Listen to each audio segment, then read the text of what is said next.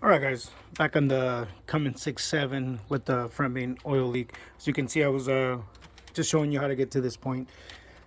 Power steering pump's going to be in the way of some of the bolts. There's some bolts back there that you need to access for the timing cover. Also, the timing cover is not going to come off with this pulley in the way. Just wanted to show you real quick. The power steering bolts are actually behind the pulley. See that hole right there? You see that hole right there? And I still got one on. It's already loose. I have it ready to come out. Here are the bolts. They go all the way to the back side, as you can see, where the holes are at. Now let me show you, there's something you need to see underneath as well to be sure that you can do this. This will help you out because you don't want to be struggling trying to take this thing off and then actually struggling to put it back on.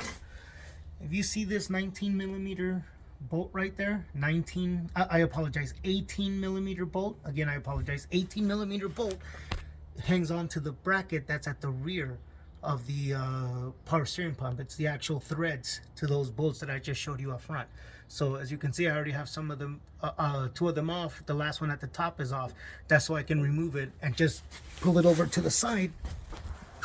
Also, that 18 millimeter bolt right there, that 18 millimeter bolt is really tight on there. So I just recommend using a big enough breaker bar to be able to get it done because it's on there. Now, let me show you. Bear with me right here. Just trying to set it up. There we are. Okay. So, like I said, the only thing left, it's already ready. So the only thing left is this.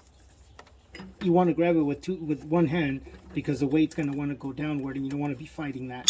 So, there you see the bolt? And check it out. There it goes. That's it. That's it.